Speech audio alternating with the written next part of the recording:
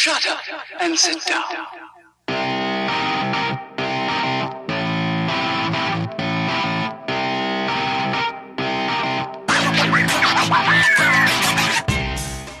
Episode 54 of No One Asked Us. He's Craig Choate. I am Logan Lee. Thank you for tuning in to this. It's another exciting week. We got a lot to talk about. Super Bowl happened yesterday. We're going to discuss and digest that a little bit. Plenty of Illinois basketball and some other things on the docket ahead. Don't forget, real quick, up at the top, give us a follow, give us a like, subscribe, all that stuff. All of our social media is listed here on the YouTube or in the description on the Twitter page. But we are at No One Asked Us Pod. He's at Craig W. Choate. I'm at the Logan Lee. You can also shoot us an email if you have questions or comments. Want to do that at nooneaskedus2021@gmail.com.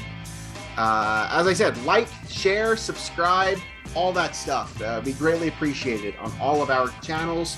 Really trying to build this thing. And I think we've had a really successful last few weeks doing that.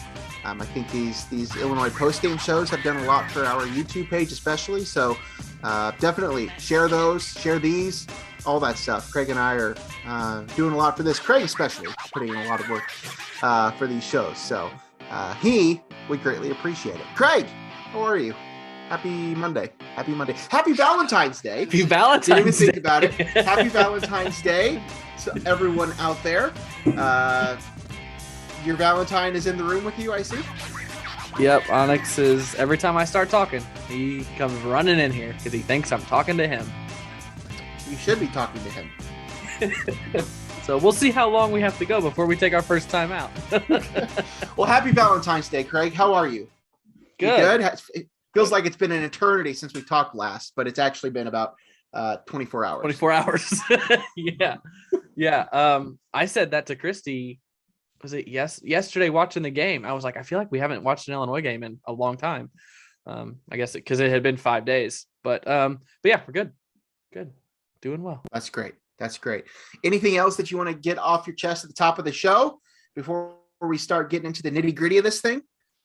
No, but I have a feeling you're going to ask me some stuff that's going to get me riled up here in about 2 minutes or about 10 minutes. So we'll save it for then. Oh, you want to save that conversation? I guess. Yeah. Okay. All right. We'll save that. Real quick, let's get through a few other things. First off, our moment of the week. I'll start with you, Craig. What was your moment of the week for this past week? Last couple of weeks, I've gone with sports that we don't talk about a ton. This one we talk about a little bit, but more me than you. You don't. I know where this is. Going. Yep. You don't add anything to the conversations Nope. of this certain sport. So every golfer's dream is, first of all, to play in the Masters. True. Second is normally to go to the Masters. That is at the top of my bucket list sporting event golf wise, but right below it, and I mean it's really close, is the Waste Management Phoenix Open in Scottsdale. Two very different environments. You could not get more different environments, especially Crazy in that golf. it's the same sport. Yes. But yeah, the WN Phoenix Open was this week in Scottsdale. It has the most electric hole in all of golf. The 16th hole, it's a par 3. They build a stadium around it. They call it the Coliseum because it's got a 3-level stands, like bleachers, all the way around it. They enclose the whole thing. And like Logan said, it's completely opposite of every other golf tournament because there they hold up the quiet signs, which they actually do hold up on the 16th hole. They do hold the quiet signs, but no one's quiet. Like when you're teeing off, it is like a basketball game. And it's awesome to watch in the first place. But this year on Saturday, I already forgot his name. Crap. I don't know who it was. That's the thing. I can't remember his name. I definitely saw it. Someone hit a hole in one there. And there was a 15-minute delay because people went so crazy. They started throwing their beer cans onto the course, onto the hole. Sam Ryder. Yeah. I knew it was a short name like that. But yeah, there was like hundreds of beer cans that they had to clean off the green and the tee box. And if you haven't seen the video, I tweeted it. It was all over the place. Just look up Sam Ryder. Just bonkers, absolute pandemonium on that hole. It is a place that I will go at some point to watch that golf tournament because one, I love Phoenix, and two, it is the most electric atmosphere in golf. That was an easy moment of the week this week. Yeah, that tournament in general, but that hole in one specifically. There was another hole in one yesterday that didn't get quite the same reaction, and then also yesterday, someone drained like a 30-foot putt on that hole, and he lifted up his shirt and flashed the crowd.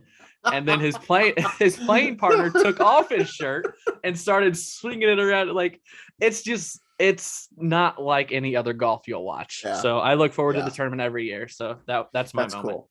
Yeah, that was a really good one.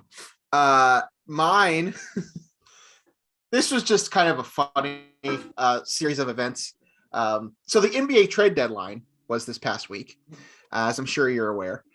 You good? Is Onyx good? Yeah, I think we're good. Okay, great. If for those of you that are not watching, Craig is just getting absolutely attacked by his dog. His dog just wants to love. It's Valentine's Day. Just kisses all around. But yes, the NBA trade deadline was this past week. It was pretty quiet up until like the last hour or two. The big trade, obviously, being the Ben Simmons for James Harden trade between Brooklyn and the Sixers. That was crazy enough in itself. You good? He's trying. You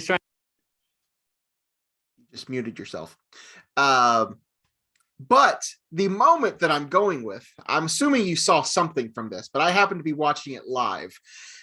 Right after the trade deadline was when they did the NBA All-Star team draft. They do this live on TNT right before the Thursday night or whatever Wednesday night game on TNT. So they had LeBron and KD, Kevin Durant, picking their teams for the All-Star game. And so they go through, they pick their starters. KD's, of course, hurt, not playing in the game. So they pick their starters. Then they go through and they pick their reserves. And they got down to the last two picks. I believe it was Rudy Gobert and the aforementioned James Harden that were still available on the board to be selected. And it was just pure comedy watching Kevin Durant just try his hardest to avoid picking James Harden and just seeing LeBron's reaction to some of these things. He was laughing. KD was trying to play the whole thing with a straight face. Like he acted like he didn't want to be there at all. And they asked him questions about how his health was and all this stuff. But LeBron was laughing. KD was laughing. Like, it was just hysterical. In the end, KD was able to draft Gobert. LeBron ended up with James Harden. Clearly, nobody really wanted James Harden. But KD, especially after everything that went down the last few weeks in Brooklyn, did not want James Harden. So normally that's probably not something that I would choose for my moment of the week, but I happened to be watching it live, and it was absolute pure comedy if you were watching this thing happen in real time. So that was pretty funny. All the backlash and everything, not the backlash, but everything that happened with the trade deadline and then leading into the All-Star selection. So the All-Star game is this coming weekend in Cleveland. Are you going? Are you going to the NBA All-Star weekend in Cleveland? I think I'm going to miss it this year. Okay. Do you watch much All-Star weekend anymore, Craig? I do actually. Are you an All-Star Saturday night guy, or are you watching the game, or are you watching both? Trying to watch both. Specifically dunk contest and game. 3-point contest doesn't do it for me anymore. I don't know that I watch this. Do they do a skills competition as well? Yeah. I don't know that I watch that much either. But yeah, dunk contest and some of the game. I like what they've done with the All-Star game with the Elam ending type game. So and I think, isn't there money involved as well, like for charity and stuff? Yes. So yeah. Correct. I'm not even, and I'll be honest, I'm not even sure that the dunk contest really does it for me anymore. I just feel like I've seen enough of these things. I feel like I've seen every dunk that somebody's going to do. Granted, I still enjoy watching it, but it's gone downhill since Aaron Gordon and Zach LaVine. That was the peak NBA dunk contest. When NBA Live first introduced the dunk contest on the games, that was cool.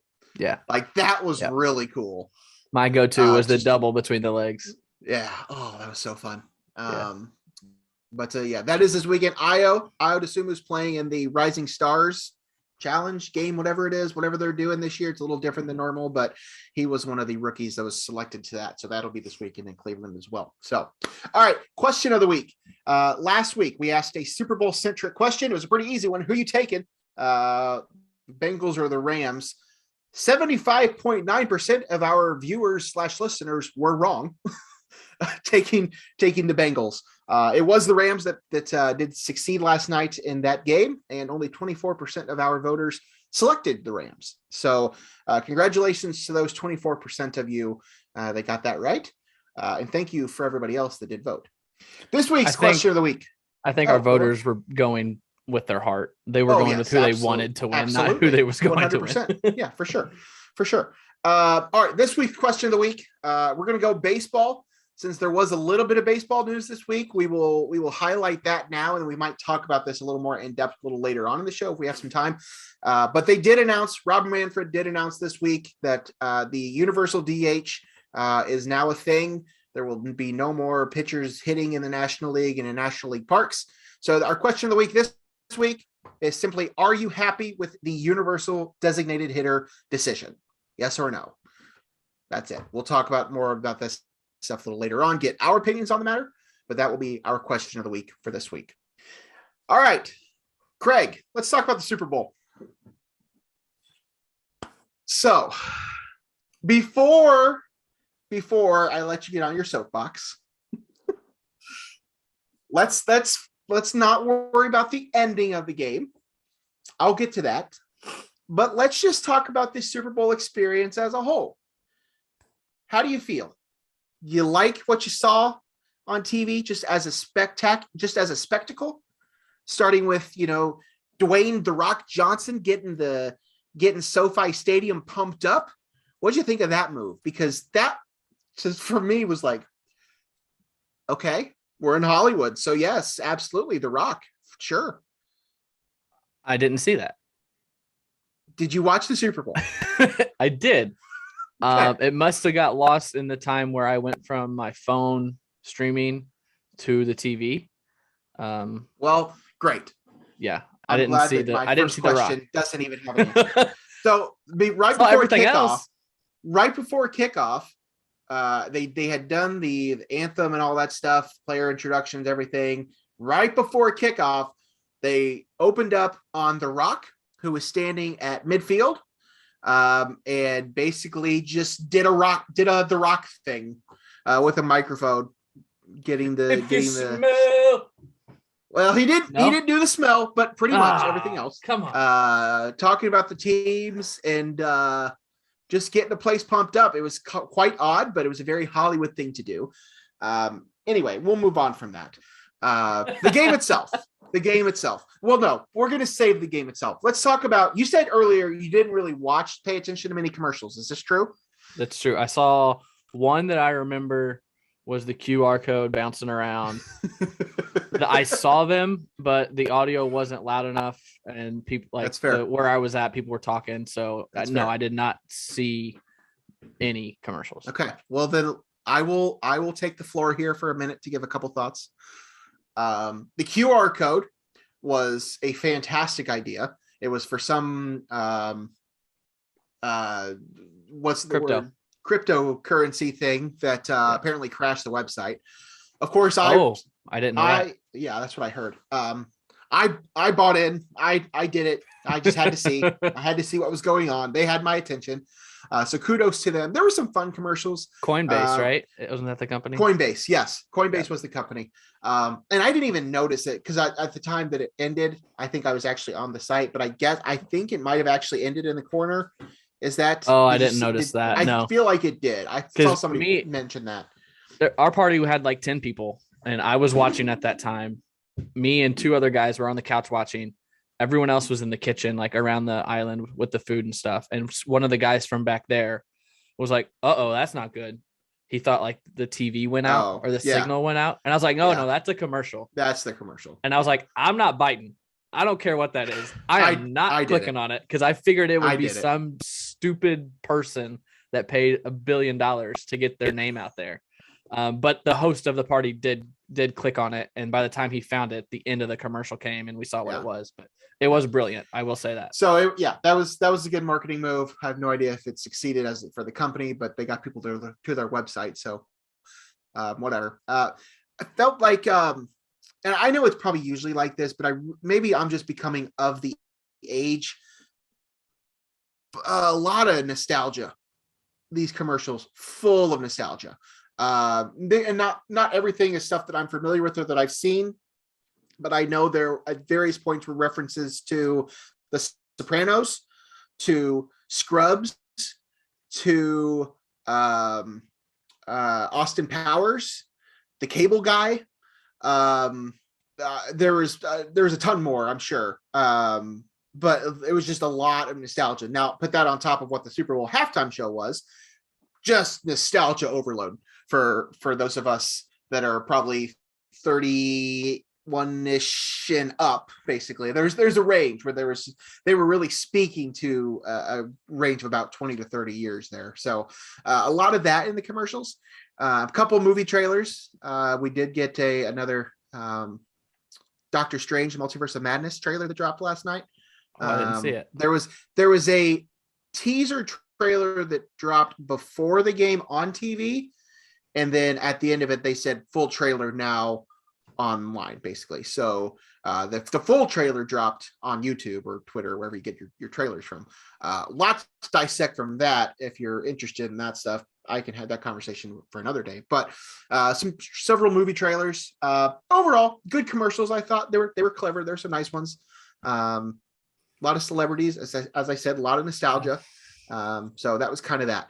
Halftime show. Let's talk about the halftime show real quick. Thoughts? Yay? Nay? You a fan? Okay. Did you watch it? Yes, everyone stopped for that. Turned it like volume all the way up, and everyone was around the TV for that. So I loved it. Yes, I absolutely loved every second of that. It is one of the best that we've ever seen, I think. Yep. It was simple. They didn't try and do anything crazy. It was just legends performing, doing their thing. No controversy. Sans Eminem, I guess, that I didn't even notice at the time, which is like, okay, who cares? Whatever at this point. But I don't think it's the best ever. I think that's people's recency bias. And I had a thought of it last night as people were saying it, and someone else tweeted it. I think it was just because it was the culmination of people, like, because the production wasn't great. They were just standing on these makeshift businesses, houses, whatever, performing. They weren't.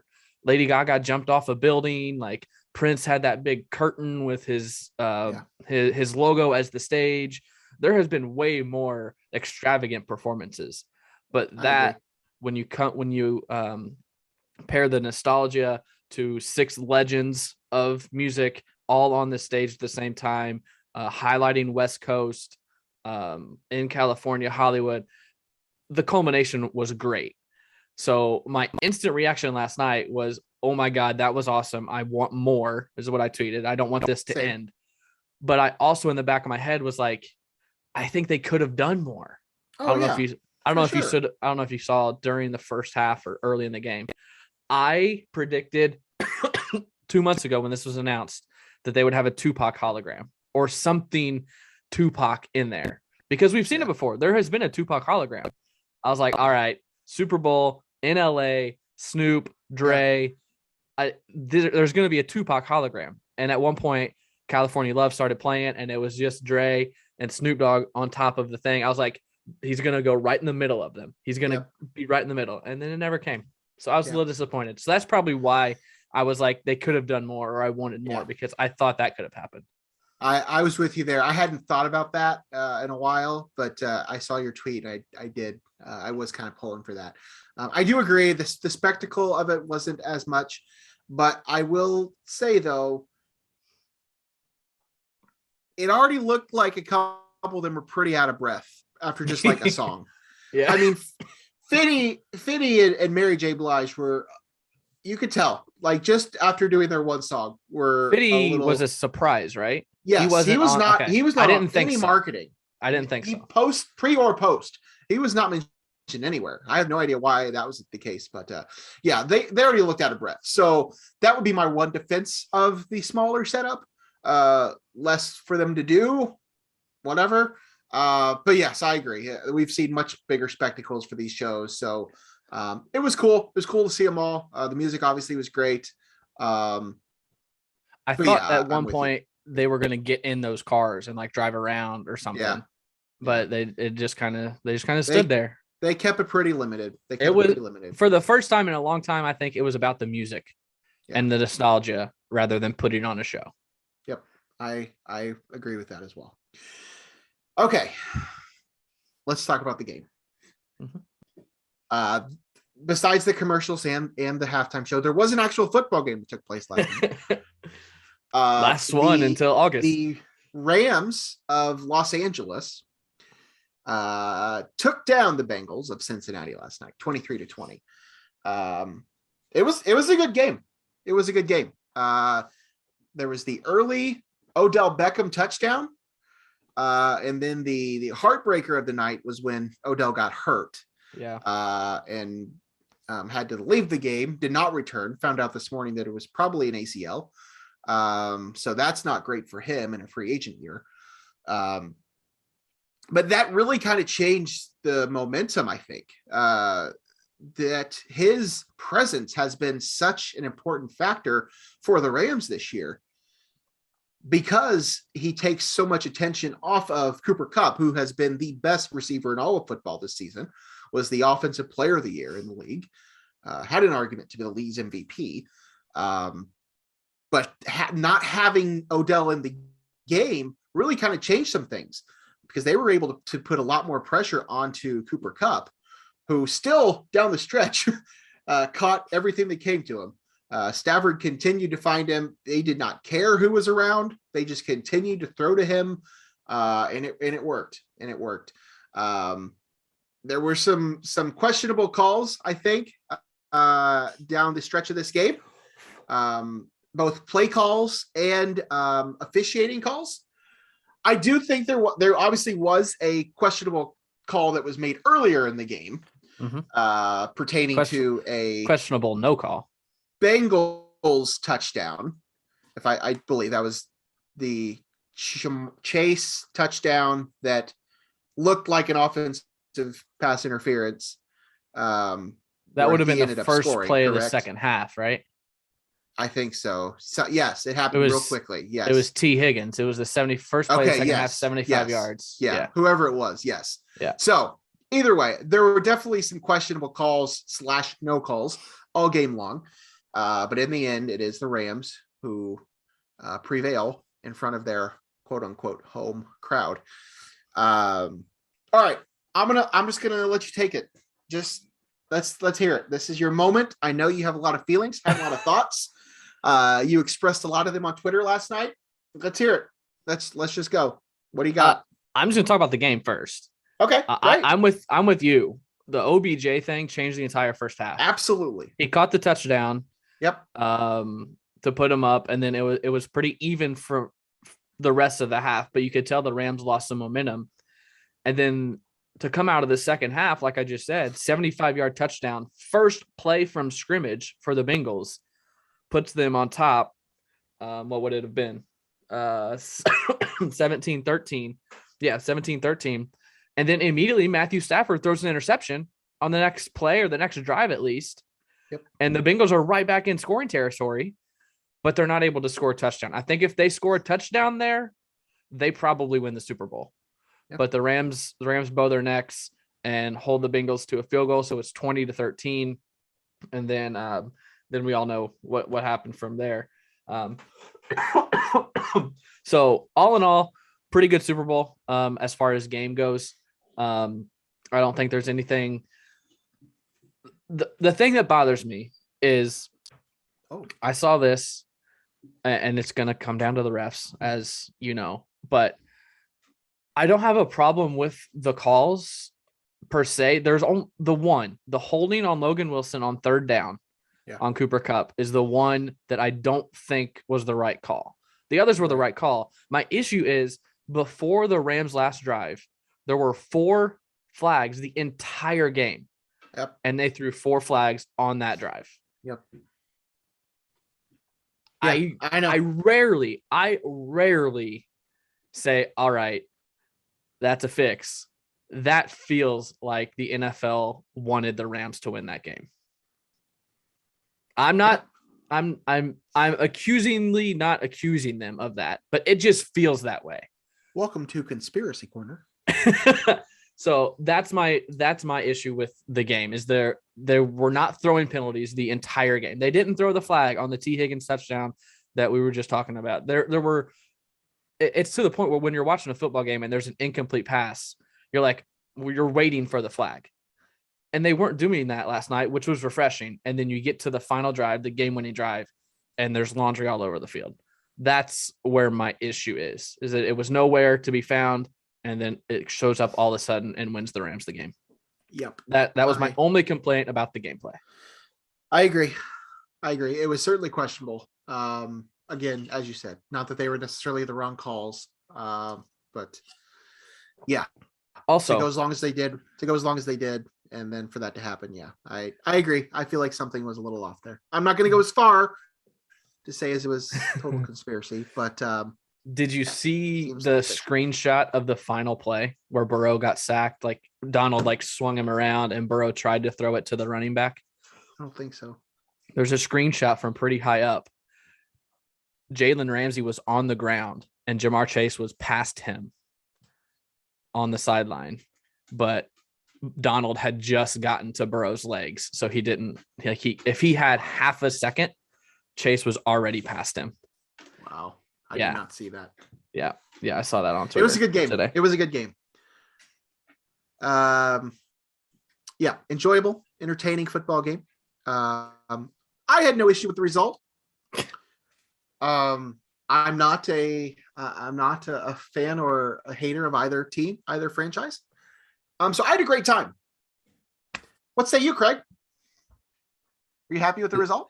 Is that my invitation to just I'm just asking a unleash? Question. Were you happy with the result of the game? I said it a couple weeks ago, I think, on this show. You might remember that I was over the whole Rams thing. Wrong. And then last night happened. Yeah, I just can't wish happiness on that franchise. And I know people outside of St. Louis probably know about 15% of what happened, maybe more. But what Stan Kroenke and Kevin Demoff and that organization did to the city of St. Louis is just downright disgusting and grimy and honestly illegal. Like, they were in court. And I said this when it happened I think it was over the summer, because I think we had just moved here to Louisville. The city of St. Louis had the entire NFL and the Rams and Stan Kroenke by the balls. Pardon my French. Pardon my language. They had them by the balls, suing them for billions of dollars. And the city of St. Louis just let go and settled for like $790 million, which is a huge number still. But I thought I was over it, but then watching them win last night and just thinking about how it all went down and watching Stan Kroenke hold that trophy and get his validation for moving that franchise to LA, it did not sit well. It did not sit well. Because this is exactly what he wanted. And someone, I think it was a St. Louis media person, said that this hurts the most because the city of St. Louis would have really rallied around this and really supported this. But someone quickly replied and said, Stan Kroenke would not have invested in this team if they were still in St. Louis like he did while they were in LA. Like, he wouldn't have went out and got Matt Stafford. He wouldn't have went out and got Von Miller or OBJ if they were still in St. Louis. St. Louis Rams, if Stan Kroenke was at the top of that organization, they would still be going 4-14 or 4-12 every year. They wouldn't be Super Bowl contenders. Robert Rosenthal last night, who I think probably everyone that listens to this podcast knows who Robert is. He lived in St. Louis he just moved to Champaign like a year ago. He had lived in St. Louis. He tweeted last night, and in layman's terms, this is kind of what happened. This is his tweet. As a former Rams season ticket holder, let me just try to explain this. Your spouse lied, cheated, and left. The courts sided with you and hit them in the pocketbook, but it doesn't matter. They're celebrating their new relationship on TV in front of hundreds of millions, and you're home alone. Because that's what the Rams did. Essentially, if you're looking at this as a breakup, and the Rams are one side and the city of St. Louis is another, the Rams told the city of St. Louis, you need to do this, this, this, and this, and this for me to stay. The city of St. Louis did this, and this. And the Rams still said, nope, that's not enough. I've already bought this land. I already have plans to build this stadium before I even give you a chance to hold up your end of the deal. I've already had these plans. The emails prove it that we have the rights to do this. We're going to do this before you even have a chance to prove that you can support us. And then they left, and just grimy, man, just grimy. And I don't see how they got away with it. It's just the NFL money grab. Yeah. I'll say this, as somebody that's not from the St. Louis area. I mean, I'm from Central Illinois, but not really a St. Louis person. Had no connection to the St. Louis Rams. And I do understand where you're coming from. I do agree. It is, the whole thing is messed up and not fair. I still find it fascinating, though, that I went most of my life without the second largest city in the country that I live in not having an NFL team. Yeah. I just think that's fascinating. And now all of a sudden they have two and nobody really cares. I feel bad for the city of St. Louis. They did not deserve what happened there.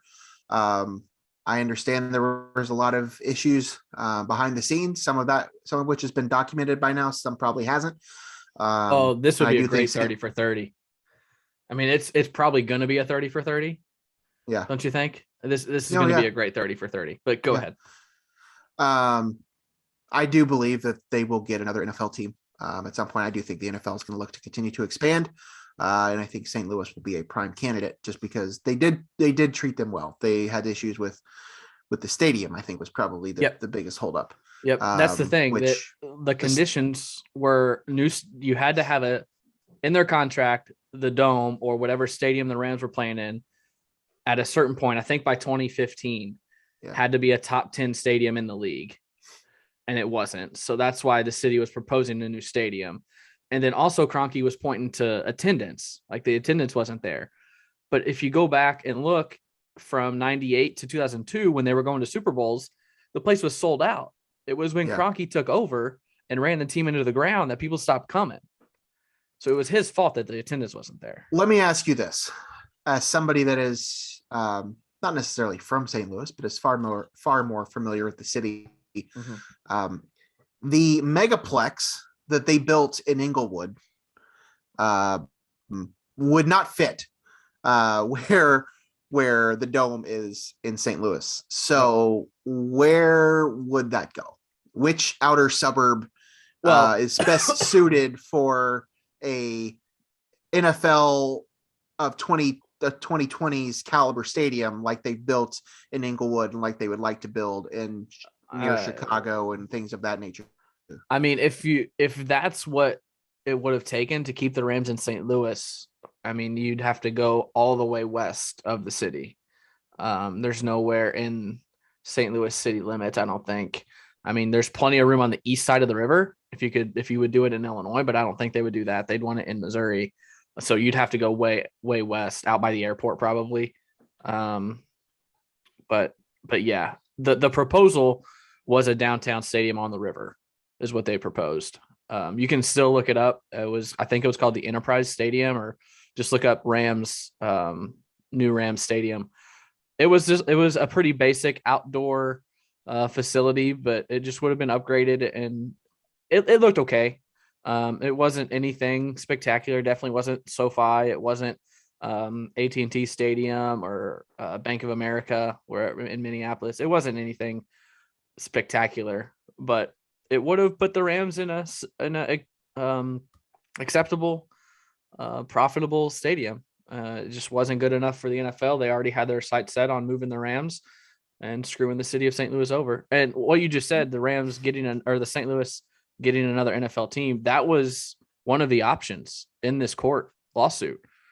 It was like $10 billion, a new NFL franchise, and then they ended up going with the settlement, like in between whatever it was, 790 million, I think is what it was.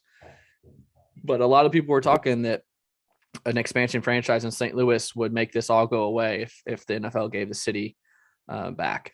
I don't know that one comes back. I know you just said I don't know that the city will want to do anything to do with the NFL for a while. Yeah, I mean, I understand that. It's just such a big money maker. I mean, I get the negative vibes and I get the hard feelings and everything else, but yeah, it's such a huge financial gain for a city to have something like that. But all right, are you good? Are you good? Do you need to vamp anymore? Do you need to I mean, I think I've anymore? given I think I don't think I can add any more context to it because I don't know the ins and outs. I just know the very basic stuff. So yeah, I think I'm good. All right. Well, that puts an end to football season. The Rams taking down the Bengals last night. Cooper Kupp was named the Super Bowl MVP. That game was all the offense was in the air, and Kupp had Did you see touchdowns, 92 yards. I just saw this right before we started recording that the MVP votes were due like right around the 2-minute warning. And so the votes did not account for Aaron Donald's 2 sacks on the final drive. That makes sense. That might have changed some of the votes. And they might I think they're looking to change that rule to where you don't vote till after the game's over, which that's common sense. So why would the NFL allow you to wait until the game's over to vote? Technology's improved probably a little bit exactly. since that rule was in existence. So exactly, it's a lot quicker for them to probably get that information. So, all right, let's move on. Let's move to Illinois basketball.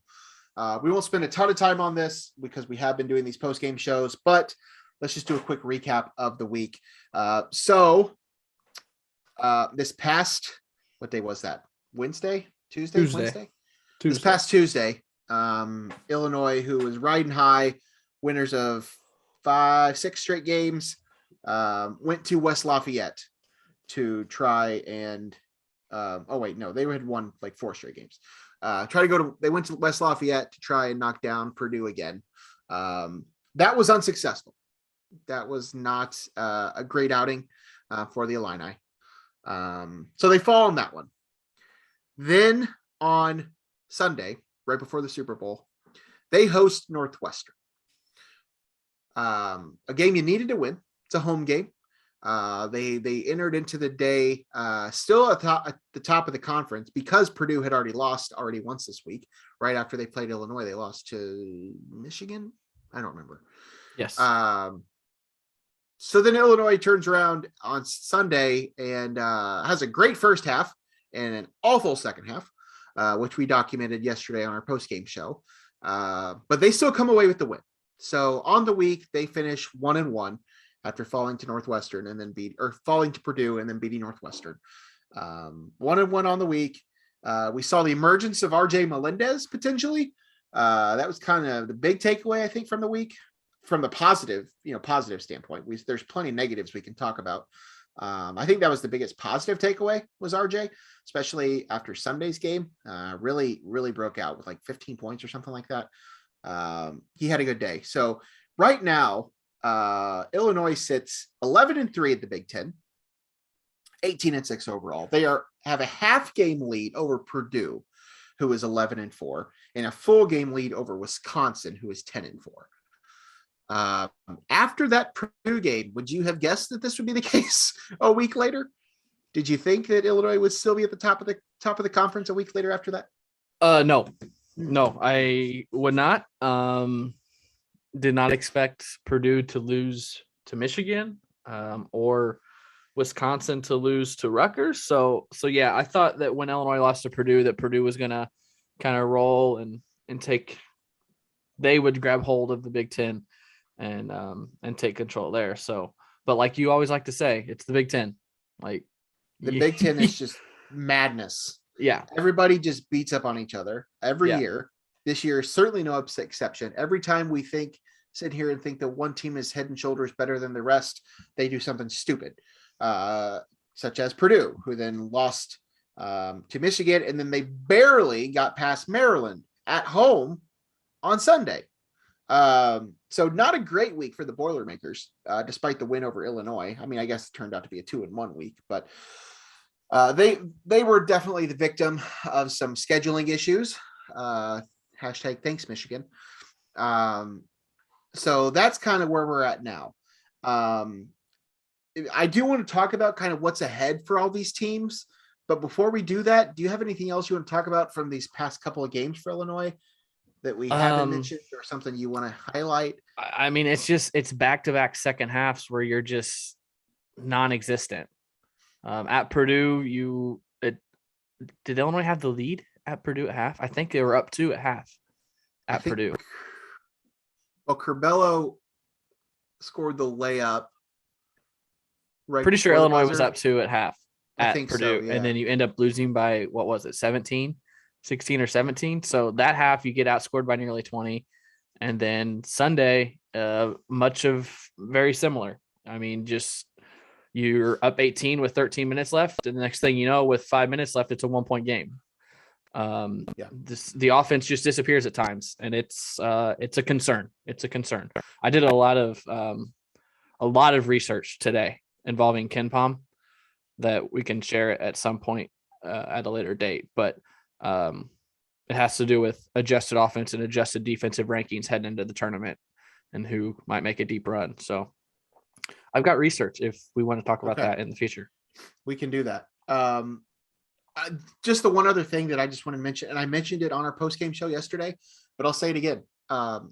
If that same Illinois team shows up that showed up in the second half of these last 2 games, if that same team shows up the rest of the season, I don't know that there's another win out there. I really don't.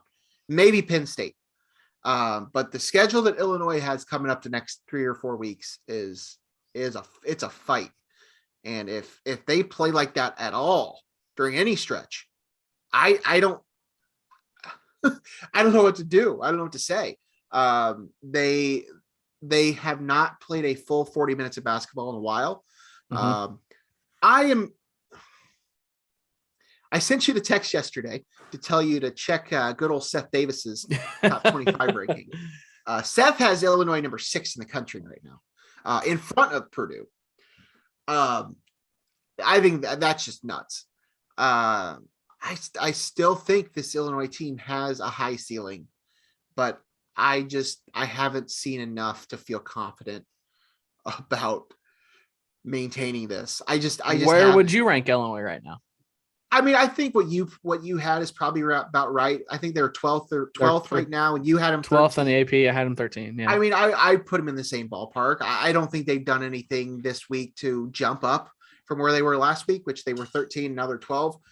That's fine. I don't think that. I think they looked awful against 2 teams. One of them they happened to get a win against. Talent wise, yes, they are a top 10 team, probably talent wise. I do believe that. Had they taken care of Northwestern and maintained that 18-point lead, I would have had them closer to 10. Yeah, that's fair. I mean, that makes a lot of sense. There's still a lot of basketball to be played. We'll see which team shows up, but they got to get it together. Teams are going to real quickly figure out how to stop this team if they're not shooting. They have lived and died by the 3-pointer this year. And when that's not clicking, I mean, Kofi will still get his 19 and 15, but it won't matter. I mean, they just got to figure it out. Like this stretch coming up it's a fight, and if they don't get it figured out, they're in trouble. So let's talk about this stretch, and I want to talk about this stretch coming up for a few teams, because as of right now, I have about 17 tabs pulled up. So as of right now, I just mentioned the standings. So Illinois is 11-3, Purdue is 11-4, Wisconsin 10-4, and then Michigan State is 9-4, and Ohio State is 8-4. I don't know that those 2 teams are really in this thing, but I also don't know that they're totally out. And the reason I say that is because all these teams play each other. So a lot can change over the next few weeks. So Illinois left on their schedule has a trip to Rutgers tomorrow, or no, that's Wednesday, to a Rutgers team that hasn't been very good on the road, but they beat everybody at home. They have beaten every team at the top of the Big Ten at home this year. So that is certainly not a game that is promising. Illinois might be the favorite. Again, if they show up like they did last week or this past week, they don't got to win there either. Then they go to Michigan State, who is in the mix at the top of the conference. Then they host Ohio State, who's in the mix at the top of the conference, who hasn't played as many games as these other teams yet. That's another factor too. Then they go to Michigan, which will not be easy. Then they host Penn State, which is probably their most likely win the rest of the way. And then they host Iowa, who, again, is a good team. Illinois has already beat them once. They don't have a lot outside of Keegan Murray, but that's what Illinois has coming up. So real quick, Purdue left on their schedule. They go to Northwestern, then they host Rutgers, then they go to Michigan State, and then they go to Wisconsin. So that game right there in Madison on March 1st will likely, depending on where Illinois is in this thing, that will decide the conference right there, I think. Illinois obviously being the exception there. And then they host Indiana to close out the year. Wisconsin goes to Indiana, then they host Michigan, then they go to Minnesota, they go to Rutgers, they host Purdue, and then they host Nebraska. That's probably the easiest schedule of the whole group, other than obviously the Purdue thing. If they have to go to Rutgers, which we just talked about. Ohio State hosts Minnesota, Iowa, and Indiana. Then they go to Illinois, to Maryland. Then they host Nebraska, host Michigan State, and host Michigan. They got a lot of games coming up. It could go a lot of ways for them. A lot of tough games too. And then lastly, real quick, I'll just say Michigan State, because they're still kind of in the mix here. They go to Penn State, host Illinois, to Iowa, host Purdue, to Michigan, to Ohio State, and then they host Maryland. So after hearing all of that, what do you think happens here? Is it anybody's guess? 4-team race. Teams? And who are those 4 teams? Illinois, Purdue, Wisconsin, and Ohio State. If Ohio State can avoid fatigue and stay on their feet, or I guess stay off their feet when they're not playing, they have an easier path than the other 3. But like you said, they're playing a lot of games in this amount of time. Yep. So they could very easily fade. But their opponents aren't as tough as Illinois, Purdue's, and Wisconsin's. Yeah. It's going to be interesting. Illinois is up. Is Illinois up 2 in the loss column on them, or just 1? 1. Okay. Illinois has 3 losses. Ohio State has 4. Okay. 11-3 versus 8-4. Illinois has played 14 conference games. Ohio State has played 12. So they have played 2 more games in the conference. Purdue has played 1 more game than Illinois. So yeah, there's a lot to happen here. 4-team race. I think Michigan State probably is out of this. So I agree with you. But it's certainly not a done deal. And we said after the Purdue game that they were head and shoulders the best team in the conference, but Big Ten title doesn't necessarily run through West Lafayette. Like we've said a couple different times. We said it, then we didn't say it, then we said it, then we didn't say it, then we said it. Now we're not saying it again. So it's anybody's game. I think Illinois has just as good of a shot as anybody if the good Illinois team shows up. I think that's pretty much the deal here. That Wisconsin and Purdue matchup in March will decide a lot.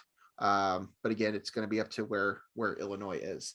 You want to pull up some of those numbers and stats and things you were looking at? Let's hear it. What do you got for me? What I looked up today is in regards to like NCAA tournament runs. So I'm not going to get into those now, but every team in the Big Ten has glaring issues except for Illinois.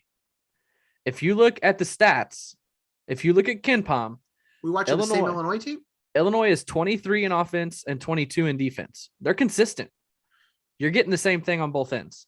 Yeah. Purdue is 12th in KenPom overall. Illinois is 15th in KenPom. Purdue was 5 a couple weeks ago. They're now 12th in KenPom. They're number 1 in offense. They have the best offense in the country. They're 115th in defense. They can't guard anybody.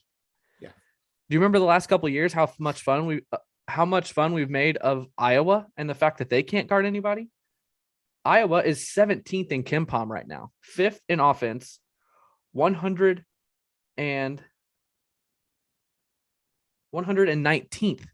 in defense. Keep going here. Ohio State, 8th in offense, 105th in defense. Michigan State's pretty consistent, 29th offense, 44th in defense. We haven't even got to Wisconsin yet. Wisconsin is 36th in KenPom overall, 52nd in offense, 39th in defense. Michigan. What'd you say Illinois was? 15th. Michigan is 35th. Michigan is ahead of Wisconsin on KenPom. 24th in offense, 79th in defense. So Illinois and Michigan State are really the only 2 teams that are anywhere close in their offense and defense. So that tells me that if your offense is off, your defense can still kind of carry you a little bit. If Purdue has an off night offensively, if Ohio State has an off night offensively, their defense is not going to be able to carry them and keep them in games. Yeah. Yeah. No, that's true. That's true. I mean, that's been that, especially for Purdue. I mean, that's been the glaring hole for them. I mean, their offense will run you out of the gym, but they can't guard anybody. So, I mean, I say that, but Illinois also hasn't been able to beat them in their matchups. So it's going to be fun. It's going to be fun. I don't want to, there's been a lot of talk about Illinois, how good they are, where they are as a team, where they're going to finish as a team. I don't know that we'll see a completed version of this roster. I have some questions about some players here. Again, I think we've said it before. It's going to be about matchups. It's going to be about matchups the rest of the season. How well they fare against some of these Big Ten teams. I think they fare pretty well against these Big Ten teams, to be quite honest with you, assuming that they're doing what they need to do. If they're not hitting shots, if they're playing stupid basketball and throwing the ball away like they have the last couple of weeks, then they're not going to beat anybody. So lot to be decided here. I'll throw one thing out here for you. Okay. The last team to make the Final Four with an adjusted defensive rating worse than 50, you have to go all the way back to 2003. Marquette was 109th in defensive adjusted defense in 2003. Wow. Okay. And there have only been a handful of teams that are worse than 25th in adjusted defense that have made the Final Four. So if you can't play defense, you're not making the Final Four. So take Purdue out, take Ohio State out. Yeah. It's just not happening. I mean, is there, I don't know that the Big Ten has an elite team. I think we kind of thought it was Purdue. Offensively, yes. Offensively, Purdue is an elite team. They have, if you got good guards, you're beating Purdue. Yeah, if you have good guards and they're playing well, you can beat Purdue. Yeah. Unless you're Illinois, because what the heck? Yeah. Illinois might get another shot at him. So we'll just see. All right. Anything else Illinois basketball we want to talk about? We've kind of covered a lot of it in our post game, so I don't want to dwell on it too much more than we already have. But next up for Illinois, as we mentioned, they go to Rutgers on Wednesday. Very difficult matchup. Rutgers does not lose at home. They've already beaten just about everybody else that's good in this conference at home. So it will certainly be a very rough task for the Illini. And then they go to Michigan State on Saturday. I believe our plan will probably be to do a post-game show on Wednesday, and then we'll figure out Saturday when we get there. Does that sound right to you? Okay, great. All right, moving on. I forgot about this. Yes, you're muting your mic. Is that because your dog's barking? Or? Yeah, dogs were barking. Okay. Some big news that did come out of mid-major world this past week. The Well, there's a couple things. You put the one thing on. You threw me off because you put one thing on here, and I had something else that I would talk about too. First thing that I was going to mention, and this is much smaller, was Southern Indiana joining the. Yeah, I didn't know if we want to Valley, talk about that. Yeah, jumping to Division I. That's not really worth the conversation. It's a smart move, though. Yeah, I think it's a perfect fit, a great move. Yeah, it's absolutely a smart move. But the other thing was, and I had forgotten about this. I know this whole ordeal. I just read this. I'm like, this whole thing with UIC in the Horizon League. Illinois Chicago, who we talked about a couple weeks ago, is leaving the Horizon League to join the Missouri Valley Conference, effective this coming off season. So they will be a member of the Valley in the fall. But it has been announced this past week that the Horizon League is saying no to any sort of postseason action for Illinois Chicago in the Horizon League. This is not the first time this has happened. I believe there was another conference that did this to another team recently that jumped ship. The Horizon League is basically saying that Illinois Chicago broke rules, guidelines, whatever. I believe that. I'm certainly not here to argue what Illinois Chicago did, because they did break the conference's rules and guidelines, so they should be punished. However, I don't know that the students should be punished here. That's my issue. By taking these students out of postseason play, that just looks bad. I understand wanting to punish the school because the school obviously did break your rules. But does that the NCAA, and this isn't necessarily an NCAA problem. This is a Horizon League and a UIC problem, but this is just part of the whole greater NCAA issue, is that they continue to do these things and try to govern, and they say they're student athletes first, but are they really? Is this a student athlete decision? No, this is a decision between university presidents and people that are the money people, the people that are just trying to make money and that feel butthurt that somebody's leaving their conference. I understand that part, but this is not a student athlete centric decision. I hate that we continue to make decisions that aren't keeping the student athletes in mind. I hate it. And this is just yet another example of why this whole thing sucks. Yeah. So I equated it to, since I'm in Louisville, we'll take Louisville for an example.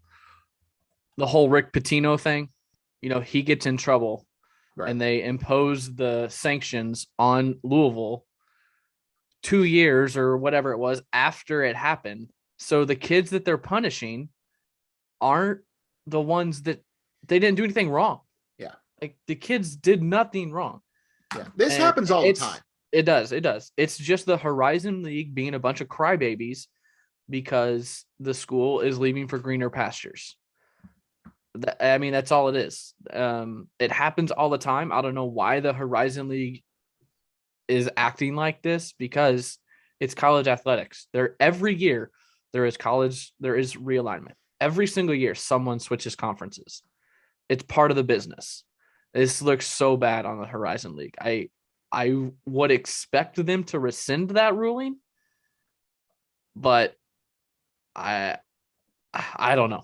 I guess I should say they should rescind the ruling, because I'm not sure I do expect them to rescind the ruling. But yeah, it's bad look.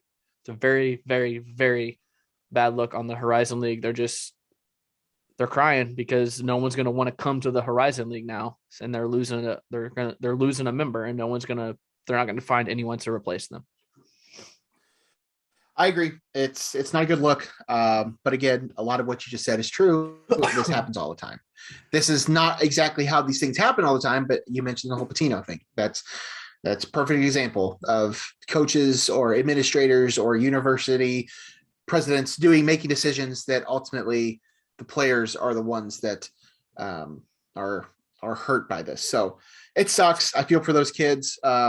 That speaking of the MVC in the winter and the spring, is it the winter and spring, or is it just the spring? The rest of the year. The rest of the year. So Yep. None of the athletes, the student athletes, will be able to participate in their conference championships. So that just kind of sucks, because for a lot of those seniors and whatnot, that'll be their last hurrah, and they just don't get one because they're the people that make the decisions are too busy fighting over stupid things. Speaking of Missouri Valley, though, while we're on it, I know what I'm going to say doesn't regard UIC, but who are the other two members that Missouri Valley's adding? Belmont and Murray State. Murray State happens to be ranked 21st in the country right now, and Belmont is receiving votes right now. So NBC is about to get a lot more competitive. Yes. Yeah. Good. They need it. Southern, what did they play last night? When did Southern play? We don't really talk about them much. Saturday. They beat Evansville by like 5 on Saturday. Right. That's right. Okay. All right. Anything else sports related that you want to touch on? I mean, do we want to talk about the baseball stuff? I mean, we kind of touched on at the top of the show with the question of the week. Just kind of real quick. I mean, that's kind of where we are. That's really the only update we've had from anything baseball related. Spring training was supposed to start this week-ish. Pitchers and catchers at least. That's obviously not happening since we are still in a lockout. I don't know that opening day is out of the question yet, but I think we're getting very close to opening day getting pushed back.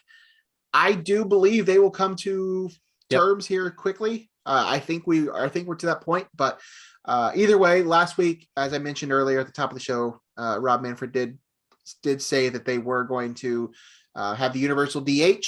So you can say goodbye to pitchers raking in baseball and in the National League. We are a couple of you can say hello to Kyle Schwarber in St. Louis. Craig. Well, folks, it's been fun. We almost made it a full year of this show. I'm not talking about this. And if it happens, I might never. You know what's funny though? Or it's going to be really fun once this lockout's lifted and they announce that spring training is going to start in like 3 weeks. 75% of the good free agents haven't signed yet. I know. It's going to be a flurry of. It's going to be fun. Who goes where? This quote unquote off season is going to be a good time. But yes, the universal DH is now officially going to be a thing. We've kind of been speculating on this for a while. You and I both being National League guys. What's your thoughts? Are you happy? Are you sad? Do you like it? Do you want it? I love it. What do you want? There's no reason for a pitcher to hit. No one pays money to watch a pitcher get in the batter's box and take 3 Henry Rowan Gardner swings and head back to the dugout. If you're trying to produce a better product, don't have guys who never practice hit in games. It's just, it doesn't make sense, and it should have been changed years ago. I've never really understood it, but I've also never really brought it up. In what world does it make sense to have a league in any sport where your 2 conferences or divisions play by different rules? It doesn't happen in NBA, doesn't happen in NFL, doesn't happen in NHL, soccer, whatever sport. Everyone plays by the same rules. So why does half of baseball play with the DH and the other half doesn't? I agree. It has never made sense. So I agree. They either needed to abolish the DH where no one had it, or let everyone do it, which is the smart decision. I mean, 2020 in the cut down season, they did it and it was great. So it worked fine. I'm with you. The only real counterpoint I have, and it's not really a factor. It's just, I mean, I enjoy the strategy behind the pitchers hitting a little bit more, obviously, because you have to do, more with pinch hitting and double switches and all that stuff. Just as somebody who's more into some of the strategy of it, I do appreciate that. It adds a different layer to it that you don't get in the American League and that you won't have anymore. That's why I kind of wanted to see them go some sort of hybrid approach, which was discussed. Basically, the DH would be attached to the starting pitcher, and as soon as the starting pitcher is out, then the DH is gone, and it just then becomes a normal National League style game where you're going to pinch hit. They obviously didn't go that route, which doesn't surprise me. but I'm all for it. I don't think pitchers need to be up there hitting. They're not practicing for it. Tommy Myers, Full Count Tommy on Twitter, made a good point that I hadn't even really thought about the other day. I just wanted to look it up, but basically he said pitchers don't hit at any level. And they use the DH at every single level of baseball. In high school, in college, in the minors. So why on earth do we continue to make pitchers hit when they get to Major League Baseball? It's a little crazy. I will admit. So part of it, obviously, I will miss the strategy behind it for the most part. It opens up 15 more jobs. It gives more guys opportunities. It's gonna some teams will already have a guaranteed DH already on their roster. Some teams like the Cubs will probably use it to move guys in and out of their roster. Fine, dandy, doesn't bother me. But that is coming this year. So hopefully we have baseball here soon. I know I joke about Kyle Schwarber. I don't think that's going to happen. I don't think the Cardinals spend big on a DH, especially a guy like Schwarber. But this opens the door, and I would love to see it for 1 year. Do you know the name I'm going to say? Albert Pujols. Please bring him in on a cool. Respectable deal. Let him play 1 more year. If it goes well, great. If it doesn't, all right. I think the Cardinals roster is good enough to not need to go out and get a big bat to fill the DH role. But I want to see Pujols just so he can DH once or twice a week, go out with Molina and Wainwright, and just make my life complete. I will tell you, not that this is apples to apples comparison, but the Cubs did something very similar with Jake Arrieta this past year. And it did not work out well.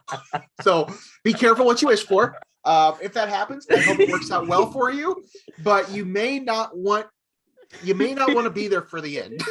Just saying, you may not want to be there for the end. One more baseball thing. Yes. MLB The Show cover athlete. Shohei Ohtani. I love it. I love that. They obviously missed the blatant opportunity to rename it The Show, SHO. Look at you. I didn't come up with that. I mean, that's been well documented. I'm just going to say it now. I'm going to get it out there. I have been an avid player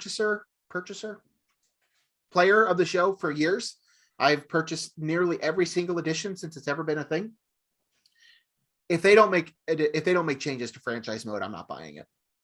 I'm just not. Wow. I'm just that's the mode that I play, and I am so over this same mode not changing.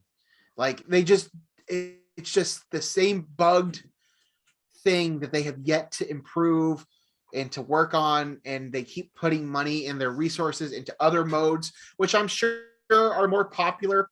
But I just mentioned how I enjoy the strategy of the DH or of the pitchers hitting. I also enjoy the strategy of like the franchise mode of the show. And if they don't make changes to it, I'm probably not going to buy the game. I'm with you there. I'll probably eat my words at some point and still buy it just because I'll be bored at some point this summer and want to play it. But like if it's just the same version of what they've been rolling out for the last however many years and they don't improve it, I don't want to give them my money. Like I don't know. I will buy it. I'm sure. Last year it came with my Xbox Game Pass, so I didn't have to purchase it. It's on my Xbox through Game Pass. I don't know if that's going to happen this year. I'm with you on the franchise thing. I'm still going to buy it, but I'm with you that things need to change. Also, if Shohei Ohtani is your cover athlete, make it to where you can utilize him in the franchise correctly. Did you ever have him in a franchise? Because if you have him in a franchise, if he pitches one game, if he starts one game, you can't start him at DH because his energy is all the way down. Right. Yes. There are issues with it. Yes, I have used him. That is one hiccup with it, that his energy is toast and that he's useless. But the other hiccup with it is that you can't actually edit the lineup with him either, because he's not considered a DH So when Yep. you're doing your lineup editor, not in the game, but like in your season, your franchise menu, he's not there. So you have to like build, or no, maybe he is there. I don't know. It's weird the way you have to like function it with and without him. It's like they don't give you that option. So I don't know. It's dumb. All right. That's kind of where we are. How are we doing on time? You still got more time? You have more things you want to talk to me about? Not really. Nothing that really needs to. Do you want to talk about Celebrity Big Brother? I am almost caught up. Okay. I have not watched last night's episode. I'm assuming it was last night because I just watched Friday's where they. I had not watched last night's episode either. They evicted someone. Someone went bye. Poor Chris Kattan, man. He didn't. That's the thing. I don't know if we've talked about it much on the show. This celebrity version is just kind of. It's just there. It's there to fill airspace for them while the Olympics is on, hoping that a few people watch it. I've always had the issue, and I'll say this. It was my issue with Chris Kirkpatrick. I don't think these people are just there just to get a paycheck, I think. They're not really, even him, Chris Kirkpatrick is somebody who has been a fan of this show, supposedly, seems to know what he's doing. Some of the decisions he's made, I just feel like that's just a decision that's being made by somebody that really doesn't want to be there and doesn't care if they win or lose or when they leave this game. Some players still play pretty cutthroat. Other players just don't really want to be there. Chris Kattan, poor guy. I don't think he ever really wanted to be there. I don't think he had any clue what game he was playing. Yeah, I don't think I'm not even sure he knew it was a game. Brother. Yeah. I'm not sure he knew it was a game. Did you ever watch The Surreal Life? On I believe it was on VH1 several years ago. I believe so. Probably, but yeah. But I don't remember. It was a similar to Big Brother, Celebrity Big Brother, where they put a bunch of B-list, D-list, C-list celebrities in a house and made them live together for a while. I don't know that it was a game necessarily. But I feel like he felt like he was playing that, just kind of living and not really like the game part. He had no clue what he was doing. So yeah, that's kind of my take on that. Real quick, Oscars. I have to give a few thoughts because the Oscar nomination did come out last week. So I apologize for not being very timely on this. But we don't really care about time on this show. So the Oscar noms did come out last week. There were a few surprises. In terms of Best Picture, I did not see Nightmare Alley getting in there. I figured, okay, so I thought, and a lot of people did too. I'm not alone here. There were 8 locks. And then there were 2 that were a little up in the air. I thought, and a lot of people also agreed, I think on this too, that Tick Tick Boom was the 9th, and that there was about 3 or 4 or 5 movies that could have been that 10th. Well, Tick Tick Boom didn't get in. So those last 2 spots ended up going to Nightmare Alley, which is a good movie. I did enjoy it. I was just kind of surprised. I didn't think it was going to get in there. And then the other one was Drive My Car, which I believe is a Japanese film I have not seen. Apparently it is coming to HBO Max though, at the beginning of March. So I finally might be able to see that one.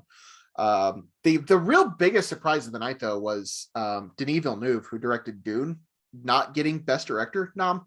I think that was probably the most surprising just because just the scale of that movie.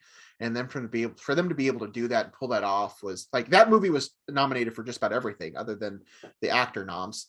So for him not to get nominated, I thought was kind of fascinating because I thought he was surely a lock. Lady Gaga not getting nom too was a surprise to some people because the Best Actress category has been kind of all over the place for some of these other award shows, but she seemed to be the favorite in terms of most noms up to this point, and she didn't get in. So I was kind of surprised by that too. There's a few of these movies I still haven't seen, but for the most part, I have seen everything. Other than that, there wasn't a ton of shock for me. Cruella got a few noms. I know you're excited about that one. Got makeup and costume.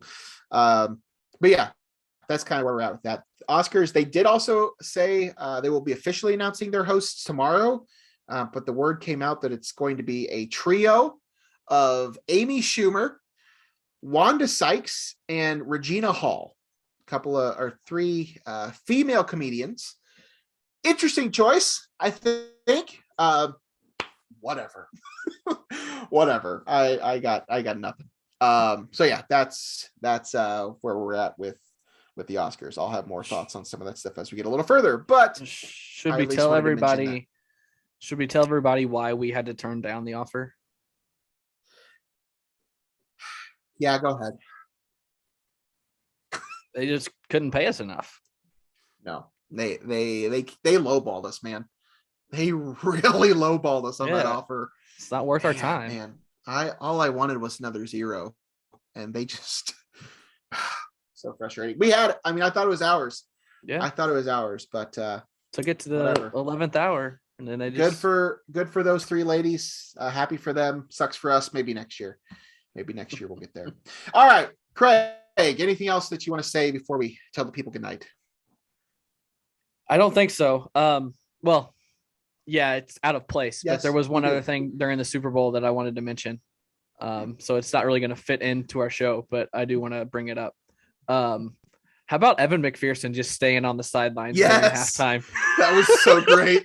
The Bengals kicker did not go into the locker room with his team because he wanted to watch the halftime show. Do you think he ever really goes into the locker room, or does he just usually just kick? No, he probably goes in and like just lays down or something. Because I know a lot of times like kickers are just like, especially pregame, like they're just out there kicking. Yeah, like when the rest they're always the first ones out in the locker room. Like they're out there kicking around the cheerleaders and whatever else is going on the field. Like kickers don't give a F. I did see a meme that said Robbie Gould's just mad that he couldn't kick in the middle of the halftime show because there was like 4 games in a row that he kicked right through the Packers pregame starting lineup intros and like the Dallas Cowboy cheerleaders. He just kept kicking while they were all running around him. It was funny. Yeah. Watched Marry Me the other night. The new Jennifer Lopez and Owen Wilson movie. Did you only watch it because it's Jennifer Lopez? Because that would be the only reason I'll watch that movie. I mean, I enjoy Owen Wilson, but I honestly didn't even think about this before I mentioned this. But there's actually a local connection on this movie. I saw that. Are you aware of this? One of my coworkers tweeted it. It's not a big spoiler, but I will say that there is a reference to Champagne Urbana. Yeah. In the movie, there's something that's going on in Peoria, and a character flies into supposedly the Champagne airport and happens to convince some Champagne airport shuttle driver to take them to Peoria. It was kind of bizarre. Like, okay, there's no shuttles at Willard Airport. No. But anyway, that's a fun little tidbit. The movie itself was okay. It was just a cheesy rom-com. But yeah, watch that. That's the only 2022 movie that I've seen so far. So, all right, I think we're going to shut it down. That has been another episode of No One Asked Us, episode 54 to be exact. As always, give us a follow at No One Asked Us Pod. He's at Craig W. Choate. I am at the Logan Lee. Please like, subscribe, share, all that stuff. We would really, really, really appreciate it. Help some of our numbers and all those things. Trying to grow this page. And as I mentioned at the top of the show, the last few weeks of these Illini post games have been awesome. We appreciate everybody who's been checking those out, and we will continue to produce those as much as we can for as long as this season goes. For Craig, I'm Logan. We will see you guys Wednesday, probably, for an Illini post game. Peace.